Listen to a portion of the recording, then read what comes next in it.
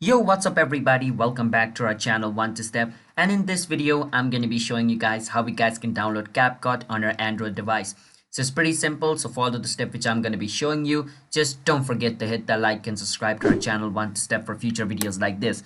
And in order to do this, what you need to do is an Android phone which can run CapCut and an internet connection. And basically it's done. If you have these two things, you can just open your Play Store over here.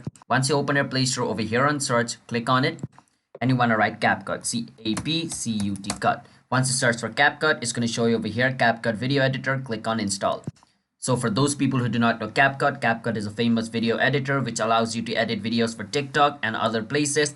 And you can also post your video which you edited on CapCut in TikTok without any watermark. But if you decided to upload it in any place or like render it out, then there's gonna be watermark, alright? So just keep that in mind. A lot of people use CapCut to edit TikTok videos. They say it makes TikTok videos easy to edit.